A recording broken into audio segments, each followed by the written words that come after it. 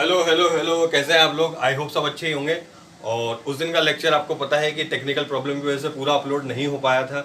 और कुछ हिस्सा जो पीछे का तो मेन जो मैं आपको उस दिन फॉर्मेट बता रहा था बैलेंस शीट का, तुलन पत्र का, तो हमने उसके बारे में डिस्कशन कर लिया था, इंट्रोडक्शन हो गया था। और उसके बाद जो बात का हिस्सा था जहाँ फॉर्मेट समझाना था वो अपलोड नहीं हो पाया था। तो वो लाइव में मैं बोलते ही चला गया, लाइव बंद हो गया था। तो आज वहीं से कंटिन्यू करेंगे, वहीं से डिस्कस करेंगे। और पहले देख लेते हैं एक बार कि आपको लाइव फीड जो है वो सही मिल रही है या नहीं है, उसके बाद फिर आगे कंटिन्यू करेंगे हम इसको। तो आज जो है हम बात करने वाले हैं तुलनात्मक। आपको ये पता है कि वित्तीय विवरण जो है विश्लेषण हम पढ़ रहे थे, तो वित्तीय विवरण का जो विश्लेषण होता है वो अलग अलग तरीके से किया जा सकता है। हम तुलनात्मक वित्तीय विवरण बना सकते हैं, समानाकार वित्तीय विवरण बना सकते हैं, अनुपात विश्लेषण हम लोग कर सकते हैं, और प्रवृत्ति विश्लेषण कर सकते हैं, और रोकड़ प्रभाव विश्लेषण भी किया जा सकता है। ये हमने उस दिन बात की थी। और मैंने आपको ये भी बताया था कि समानाकार वित्तीय विवरण, तुलनात्मक वित्तीय विवरण, प्रवृत्ति विश्लेषण इस चैप्टर में है, और रोकड़ प्रभाव विश्लेषण और अनुपात विश्लेषण अगले चैप्टर्स में है। तो बात करते हैं इस चैप्टर की, तुलनात्मक वित्तीय विवरण। तो तुलनात्मक वित्तीय विवरण का फॉर्मेट जो था थोड़ा बहुत हमने उस दिन बनाया था, और आई होप सबको लाइव फीड मिल रही होगी। तो जो वित्तीय विवरण, तुलनात्मक वित्तीय विवरण, जो तुलन पत्र, दो खाते हम बनाते हैं, एक तुलन पत्र और एक लाभ हानि खाता। अब बात करें तुलन पत्र की, तो आपको एग्जाम में पूरा का पूरा नहीं बनाना है इसको, ठीक है। सबसे अच्छी बात आपके लिए है, उस दिन भी कही थी मैंने बात कि 11th में आपको याद करना पड़ता था, रटना पड़ता था कि तुलन पत्र में संपत्तियों में क्या आ रहा है, दायित्व में क्या आ रहा है। यहाँ पे रटना नहीं पड़ेगा आपको बना बनाया तुलन पत्र मिलेगा, हमें सिर्फ उसका विश्लेषण करना है। क्या यानी कि देखिए इसका जो फॉर्मेट में क्या होता है कि यहाँ आते हैं विवरण, तो ये हो गया हमारे विवरण। उसके बाद गत वर्ष यानी पिछले वर्ष का जो अमाउंट है, और वर्तमान वर्ष इस वर्ष का जो अमाउंट है। तो ये चीजें हमारे जो तुलन पत्र की होती है, ये हमें ऑलरेडी क्वेश्चन के अंदर बनी बनाई मिलेगी। ना तो आपको ये याद करना पड़ेगा भाई संपत्ति में क्या आना है, और ना ये याद रखना पड़ेगा कि दायित्व में क्या आना है। ये पूरा पूरा बना बनाया मिलेगा, विवरण, गत वर्ष और वर्तमान वर्ष। हमें क्या करना है, हमें ये दो कॉलम से काम है, परिवर्तन और परिवर्तन प्रतिशत, ये निकालना है। और ये परिवर्तन और परिवर्तन प्रतिशत निकालना भी इतना कोई मुश्किल चीज नहीं है, बहुत आसान चीज है। उस दिन मैंने आपको एक बात कही थी कि ये जो इतना सिंपल होता है कि जब एग्जाम होता है तो बच्चे सबसे पहले इस टॉपिक को कवर करते हैं, तुलनात्मक या समानाकार वित्तीय विवरण को। तो देखते हैं, ऐसा मतलब इतना मुश्किल नहीं, बहुत सिंपल सा एक क्वेश्चन है। और क्या होगा, किस तरीके से बनता है तुलन पत्र, देखिए पहला जो कॉलम होता है वो होता है विवरण का, यानी कि जिसमें विवरण लिखे जाते हैं। तो ये विवरण में क्या आता है, ये आपको याद करने की जरूरत नहीं, मैं बार बार बोल रहा हूँ, पूरा का पूरा आपको फॉर्मेट एग्जाम में मिलेगा। अगर लाइटिंग की वजह से थोड़ी बहुत अगर जो है रिफ्लेक्शन आ रहा हो लाइट का और क्लियर ना दिख रहा हो, तो डोंट वरी, ये नोट्स सबके पास पहुंच चुके हैं, फिर से पहुंचा दिए जाएंगे। तो पहला विवरण, विवरण में आपको पता है पहले आते हैं दायित्व और नीचे आती है संपत्तियां। दायित्व में सबसे पहले हेडिंग लिखा जाता है समता एवं देयताएं। उसके बाद अंशधारक नीति, जिसके अंदर आती है अंश पूंजी, अधिशेष और आधिक्य। मेनली 3 हेड मेन होते हैं इसमें, अंशधारक की निधि, गैर चालू दायित्व और चालू दायित्व। फिर से बता रहा हूँ, इतना इसको याद करने की इतनी टेंशन लेने की जरूरत नहीं है। इस चैप्टर के अंदर ये आपको बना बनाया मिलेगा एग्जाम में, गत वर्ष और वर्तमान वर्ष का अमाउंट भी मिलेगा। हमारा जो काम है, जो दिक्कत करेगा, ये जो हमें क्वेश्चन में करना है वो करना है परिवर्तन और परिवर्तन प्रतिशत। अब ये कैसे निकलेंगे, बहुत ही सिंपल है। कैसे, जैसे मान लीजिए परिवर्तन का कैसे निकाला जाता है, परिवर्तन का इसका फॉर्मूला क्या होता है, जो वर्तमान वर्ष है, करंट ईयर, इसको बोलते हैं, वर्तमान वर्ष में से माइनस कर देंगे गत वर्ष को, ये भी हमने पहले लिखा हुआ है। तो यानी कि जो वर्तमान वर्ष का अमाउंट है उसमें से माइनस करेंगे गत वर्ष को, तो निकल के आएगा हमारा परिवर्तन। और परिवर्तन का प्रतिशत कैसे निकालते हैं, उस दिन हमने लिखा था कि जो भी परिवर्तन है हमारा, परिवर्तन है, उसमें भाग देंगे गत वर्ष के अमाउंट का और गुणा कर देंगे 100 से। बस इतना सा काम है। तो यानी कि हमें करना क्या है, परिवर्तन का जो अमाउंट लिया अपॉन गत वर्ष इंटू 100 कर दिया, 100 से गुणा कर दिया। तो इसका मतलब क्या हुआ, देखिए जैसे मान लीजिए सपोज करिए अंश पूंजी में दे रखे हैं हमें 50 और 300, ठीक है, ये दो अमाउंट हमें दे दिए। अब परिवर्तन निकालना है, तो हम क्या करेंगे, 300 में से 50 को घटा देंगे, कितना निकल के आएगा, 250, ठीक। अब परिवर्तन प्रतिशत निकालना है, तो ऊपर तो लेना परिवर्तन का अमाउंट कितना, 250, और नीचे लेना है गत वर्ष का अमाउंट, वो कितना है 50, और गुणा कर दीजिए 100 से। बस अब तो काटापीटी करनी और आंसर आ जाएगा आपका। तो कोई मुश्किल चीज तो नहीं है ये। जैसे मान लीजिए अधिशेष और आधिक्य है, इसमें गत वर्ष का दे रखा है अमाउंट 100 और वर्तमान वर्ष का है 150। तो अब हमें निकालनी है परिवर्तन और परिवर्तन प्रतिशत। तो पहले बात करें परिवर्तन की, 150 में से 100 को माइनस कर देंगे, बचेगा कितना 50।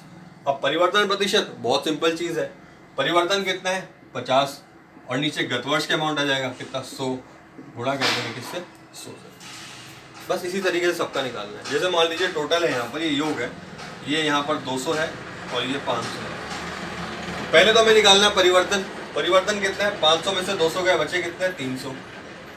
और परिवर्तन का प्रतिशत, अब परिवर्तन प्रतिशत का फॉर्मूला सिंपल सा है, परिवर्तन कितने का है 300 अपॉन गत वर्ष के अमाउंट कितना है 200, गुणा कर दीजिए 100 से। तो इस तरीके से आप निकाल सकते हैं, ज्यादा मुश्किल चीज नहीं, बहुत सिंपल सा है। आपको दो ही तो काम करने हैं, एक बार माइनस करना है यहाँ पर जो आप निकाल सकते हैं, और फिर निकालना है परिवर्तन प्रतिशत। परिवर्तन प्रतिशत निकालना भी बहुत आसान है। जो परिवर्तन का अमाउंट है उसमें भाग देंगे गत वर्ष के अमाउंट का और गुणा कर देंगे 100 से। तो आई होप ये बहुत ज़्यादा मुश्किल नहीं होगा, सबके लिए इजी ही होगा। जैसे एक एग्जाम्पल देखते हैं, आपकी जो टेक्स्ट बुक है उसका उदाहरण नंबर 4 है, ठीक है, ये सबके पास होगा। तो मैं एक बार पढ़ देता हूँ उदाहरण 4 जो NCERT की बुक है उसका। 31 मार्च 2016 को समाप्त वर्ष के लिए अमृत लिमिटेड का तुलन पत्र निम्नानुसार है। कंपनी के लिए तुलनात्मक तुलन पत्र बनाइए। तो बेसिक फॉर्मेट हमने बना रखा है कि जे लिमिटेड का तुलनात्मक तुलन पत्र हमें बनाना है। अब क्वेश्चन में देखिए कि वहां पर जो 2 साल का अमाउंट है वो दे रखा है अपने आप, और पूरे का पूरा तुलन पत्र भी बना हुआ है, यानी आपको तुलन पत्र बनाने की जरूरत नहीं पड़ेगी। हमें तो ये 2 ही कॉलम से काम है, कौन कौन से, परिवर्तन और परिवर्तन प्रतिशत। तो चलिए देखते हैं, इसको बनाते हैं, परिवर्तन और परिवर्तन प्रतिशत निकालते हैं। क्वेश्चन को एक बार देख लीजिए आप लोग भी, मैं थोड़ा सा क्वेश्चन को उतार देता हूँ बोर्ड पे, क्योंकि एग्जाम में आपको बनाने की जरूरत नहीं पड़ेगी, बना बनाया मिलेगा। तो यहाँ भी हम फटाफट से बना लेते हैं इसे, और बहुत आसान है ये, कोई मुश्किल नहीं है। जरा देख लेते हैं। तो गत वर्ष का और वर्तमान वर्ष का अमाउंट आपको मिलेगा वहां पर। तो इस क्वेश्चन में देखिए सबसे पहले जो तुलनात्मक तुलन पत्र है वो बनाना है। अब तुलन पत्र तो हमें ऑलरेडी बना बनाया दे रखा है, देखिए इसमें समताएं और देवताएं हैं, ठीक है। अब यहाँ पर अमाउंट के दो कॉलम है, एक 2017 का अमाउंट और एक 2016 का, ठीक। अब आप ये देखिए कि वर्तमान वर्ष कौन सा है, गत वर्ष कौन सा है। तो स्वाभाविक से बात है कि जो 2017 है वो वर्तमान वर्ष है और जो 2016 है वो गत वर्ष है, पिछला वर्ष है, ठीक है। तो कई बार क्या होता है, अमाउंट को घुमाने के लिए वो कभी वर्तमान वर्ष पहले देते हैं, गत वर्ष बाद में देते हैं, और कई बार बच्चों को कंफ्यूज करने के लिए गत वर्ष पहले दे देंगे, वर्तमान वर्ष बाद में। तो वो चेंज होता रहता है क्वेश्चन में कंफ्यूज करने के लिए वो। तो उसका ध्यान रखें कि जो अभी चल रहा है वो वर्तमान वर्ष, यानी जो बाद वाला वर्ष है वो वर्तमान वर्ष हो जाएगा, और जो पहले का है वो गत वर्ष हो जाएगा। तो ये गत वर्ष और वर्तमान वर्ष। अब समताएं एवं देवताएं, इसके अंदर दे रखा है अंशधारक निधि। अब ये अंशधारक निधि जो है इसके अंदर भी अमाउंट दिया हुआ है। देखिए इसमें जो गत वर्ष का है वो दे रखा है 15 लाख, और जो वर्तमान वर्ष का यानी 2016-17 का है वो है 20 लाख, ठीक है। तो ये हो गया यहाँ पर अंश पूंजी, गत वर्ष का 15 लाख और वर्तमान वर्ष का 20 लाख, ठीक है। आरक्षित अधिशेष जो रिजर्व है उसका गत वर्ष का है 14 लाख और वर्तमान वर्ष का है 13 लाख, ठीक है। ये भी हो गया। गैर चालू दायित्व में दीर्घकालीन ऋण है, गत वर्ष है 16 लाख और वर्तमान वर्ष में है 19 लाख। और व्यापारिक देय, चालू दायित्व में व्यापारिक देय है, गत वर्ष में है 2 लाख, वर्तमान वर्ष में है 3 लाख। और टोटल की बात करूं तो यहाँ पर टोटल है 47 लाख और यहाँ पर है 53 लाख। यानी इस तरीके से आपको क्वेश्चन के अंदर, अब देखो यार मेन चीज क्या होता है, बच्चों को टेंशन क्या होती है कि तुलन पत्र में याद रखना पड़ता है कि कौन सा संपत्ति में है, कौन सा दायित्व में है। अब वो तो आपको टेंशन ही नहीं है, यहाँ तो पहले बना बनाया सब कुछ, संपत्तियां भी है, इसका संपत्ति पार्ट भी है वो हमने छोड़ दिया, पहले ये कर ले, उसके बाद संपत्ति पक्ष को भी देख लेंगे। तो ये दायित्व है सारे, और गत वर्ष का अमाउंट वर्तमान वर्ष का भी दे रखा है, तो कोई ज्यादा मुश्किल नहीं होगी। अब इसको करते हैं परिवर्तन। अब यहाँ से हमारा काम शुरू होता है, इतना तो क्वेश्चन में ऑलरेडी पहले से दिया होगा, अब हमारा काम जो है वो शुरू होता है। तो हमारा काम भी इतना कोई मुश्किल तो नहीं है। पहले बात करें परिवर्तन की। परिवर्तन कैसे निकालेंगे, सबको पता है, वर्तमान में से गत वर्ष को माइनस करना है। तो जैसे यहाँ 20 लाख है, यहाँ 15 लाख है, माइनस कर दीजिए, कितने लाख बचेंगे, 5 लाख बच जाएंगे। तो इसमें कोई बड़ी भारी गणित की जरूरत थोड़ी ना पड़ रही है। 20 लाख में से 15 लाख को माइनस करें, बचे कितने? 5 लाख। अब आती बात परिवर्तन प्रतिशत की, और परिवर्तन प्रतिशत का फॉर्मूला क्या है? परिवर्तन देखिए कितना है? 5 लाख। परिवर्तन प्रतिशत का फॉर्मूला ऊपर लिखा है, परिवर्तन अपॉन गत वर्ष इंटू 100। तो परिवर्तन कितने का? 5 लाख का, और गत वर्ष में अमाउंट कितना है? 15 लाख। मल्टीप्लाई करके 100 से कर देंगे। अब हमें जीरो काटने बचेगा, वो परसेंटेज हो जाएगा। तो जीरो काटने के बाद परसेंटेज हम निकाल सकते हैं आराम से। तो ये अब आपका काम है घर पे, ये आपके लिए छोड़ रहा हूँ मैं। परसेंटेज आप निकालोगे और मुझे बताओगे किसमें कितना कितना परसेंट आया है। तो सिंपल सा है, 5 से 15 33%, 33.33% आ जाएगा। तो ज़्यादा कोई बड़ी भारी कैलकुलेशन नहीं। तो देखो इसमें कैलकुलेशन पार्ट ज़्यादा मुश्किल नहीं है, ना कोई जोड़ने घटाने का ज़्यादा कुछ है। बस गत वर्ष और वर्तमान वर्ष दोनों का अंतर निकालना है, वो अंतर परिवर्तन होगा और उसका परिवर्तन प्रतिशत निकालना है। जैसे अब अगली बात को देखते हैं। यहाँ पर गत वर्ष था 14 लाख अमाउंट और वर्तमान वर्ष में हो गया 13 लाख का अमाउंट। अब यहाँ तक अमाउंट कम हो गया, पिछले साल के मुकाबले इस साल कम हो गया। अंतर तो निकाल लेंगे। 13 लाख में 14 लाख को माइनस करिए, कितना जाएंगे? -1 लाख। अब ये -1 लाख, थोड़ा सॉरी डिस्टर्बेंस के लिए। अब 13 में से 14 लाख को माइनस बचा कितना? माइनस का 1 लाख। अब ये जो 1 लाख है माइनस है, चलिए परिवर्तन का प्रतिशत निकाल लेते हैं। 1 लाख परिवर्तन हो गया, गत वर्ष का अमाउंट कितना हो गया? 14 लाख। मल्टीप्लाई कर दीजिए 100 से। अब यहाँ पे फर्क सिर्फ इतना है कि जो आंसर आएगा उसको भी आप ब्रैकेट में लिखेंगे, उसको बताएंगे कि ये क्या हो गया, नेगेटिव में है या माइनस में। बस इतना सा है और कुछ नहीं, कोई दिक्कत वाली बात नहीं है। तो जो परिवर्तन नेगेटिव में या माइनस में आता है उसको ब्रैकेट में लिखते हैं, तो परिवर्तन प्रतिशत है उसको भी हम ब्रैकेट में लिख देते हैं। इसके बाद बात करें जैसे गैर चालू दायित्व में दीर्घकालीन ऋण। अब ये गत वर्ष थे 16 लाख, इस साल है 19 लाख। तो 19 लाख में 16 लाख को माइनस कर दीजिए, बचेंगे कितने? 3 लाख। ये आराम से हो जाएगा। अब परिवर्तन प्रतिशत निकालना है, अब तो बहुत सिंपल हो गया आप लोगों के लिए भी। ऊपर लिख दिया परिवर्तन कितना? 3 लाख रुपए, और नीचे परिवर्तन का प्रतिशत, सॉरी गत वर्ष का अमाउंट कितना है? 16 लाख। मल्टीप्लाई कर दिया 100। एक बात और, ये सिर्फ आपको समझाने के लिए मैं लिख रहा हूँ, आप तो डायरेक्ट परसेंटेज निकाल के भी लिख सकते हो एग्जाम के अंदर, तो वो भी आपको टेंशन नहीं है, आप जैसे वैसे का डायरेक्ट लिख सकते हो। आपको पूरा सॉल्व करने की जरूरत नहीं है, पीछे जाके रफ में आप सॉल्व कर सकते हो। अब आता है व्यापारिक देय। देखिए गत वर्ष 2 लाख था, इस साल 3 लाख का, माइनस कर दो बड़ा आराम से 1 लाख रुपए। अब परिवर्तन प्रतिशत निकालना है, तो 1 लाख तो ऊपर आ जाएगा हमारा परिवर्तन, और नीचे गत वर्ष का अमाउंट कितना है? 2 लाख। मल्टीप्लाई कर दीजिए 100 से, निकल सकता है। अब ऐसे ही आखिरी में टोटल है, देखो 47 लाख और 55 लाख, सॉरी मैंने 53 लिख दिया है, एक्चुअल में ये 55 लाख है टोटल, आप कर लेना घर पे। तो 47 लाख और 55 लाख जो है दोनों का टोटल दे रखा है। अब हमें अंतर निकालना है, तो 55 में 47 को माइनस कर दीजिए, बचे कितने? 8 लाख। तो ये 8 लाख तो हो गया हमारा अंतर। अब परिवर्तन प्रतिशत निकालना है, बड़ी सिंपल सी बात है, ऊपर आ जाएगा 8 लाख और नीचे आ जाएगा 47 लाख पुराना। मल्टीप्लाई कर देंगे 100 से। तो यानी देखो बहुत सिंपल सा प्रोसेस है, 2 ही काम हमें करने हैं। पहला परिवर्तन निकालना है, परिवर्तन निकालने का मतलब क्या है? वर्तमान वर्ष में से गत वर्ष को माइनस कर दिया। और परिवर्तन प्रतिशत सिंपल फॉर्मूले से, फॉर्मूला क्या है? परिवर्तन अपॉन गत वर्ष इंटू 100। तो इस तरीके से आप कर सकते हैं। आप चाहे तो इसका स्क्रीनशॉट ले लीजिए, इसको उतार लीजिए, फिर आके हम कंटिन्यू करते हैं संपत्ति की बात। इसको उतार लीजिए पहले।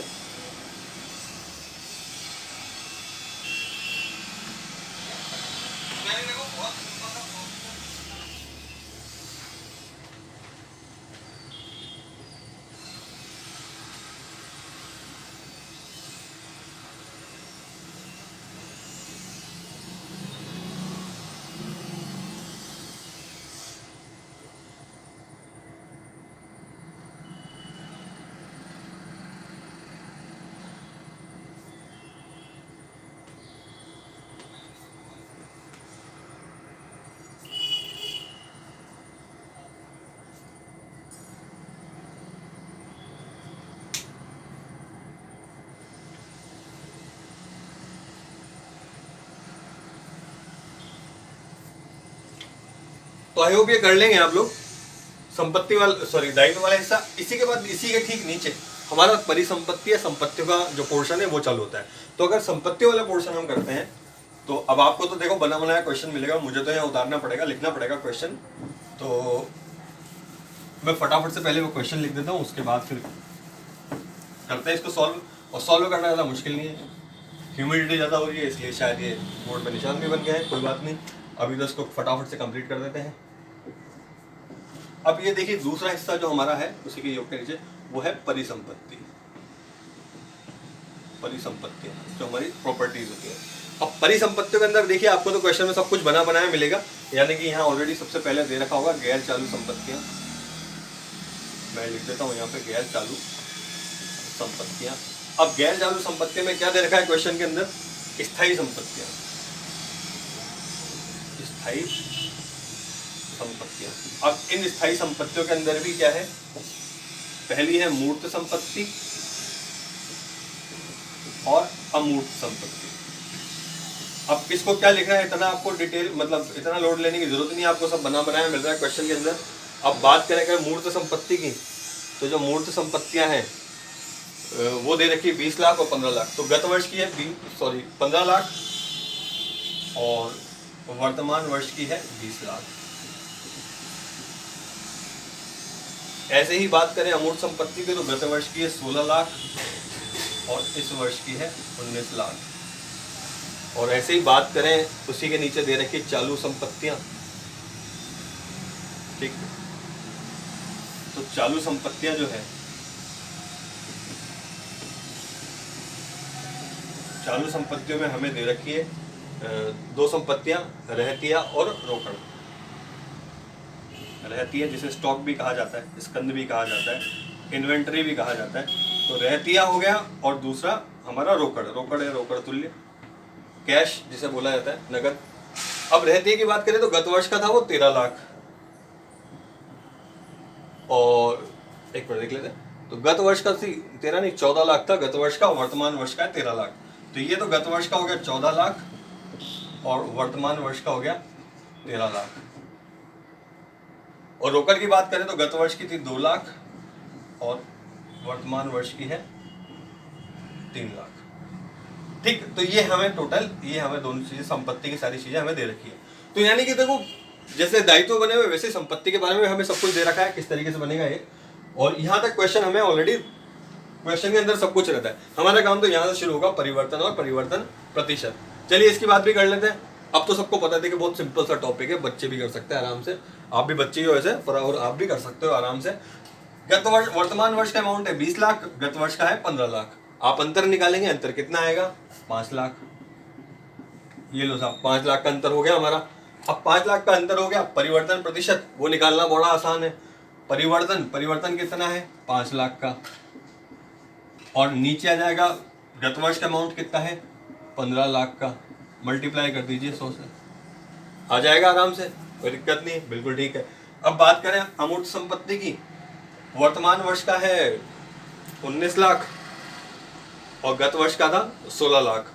तो 19 लाख में से 16 लाख को माइनस कीजिए, कितना आ जाएगा? 3 लाख। ठीक है सर, 3 लाख आ गया। अब परिवर्तन प्रतिशत निकालिए, तो ऊपर परिवर्तन का अमाउंट आ जाएगा, कितना अमाउंट है? 3 लाख। और नीचे गत वर्ष का अमाउंट कितना है? 16 लाख। मल्टीप्लाई कर दीजिए किससे? 100 से, ये भी हो जाएगा। इसके बाद बात करें रहतिया। रहती में गड़बड़ है, रहतिया इस साल 13 लाख का है पर पिछले साल 14 लाख का था, यानी कि कम हो गया, 1 लाख रुपए कम हो गए। तो जो परिवर्तन आएगा वो माइनस में आ जाएगा, और माइनस में आने के लिए हम क्या करते हैं? ब्रैकेट में लिखते हैं। तो 13 लाख में से 14 लाख को माइनस किया, बचा कितना? 1 लाख।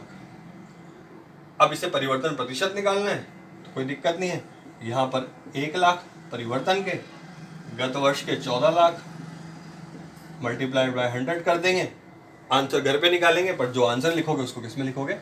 ब्रैकेट में लिख दोगे। फिर आती बात रोकड़ और रोकड़ तुल्य की। तो रोकड़ जो पिछले साल 2 लाख की थी, इस साल 3 लाख की हो गई। कितने का अंतर आया? 1 लाख का अंतर आ गया। सॉरी, इस बार तो बड़ी है, माइनस नहीं हुई है। तो ये 1 लाख का अंतर आ गया हमारा।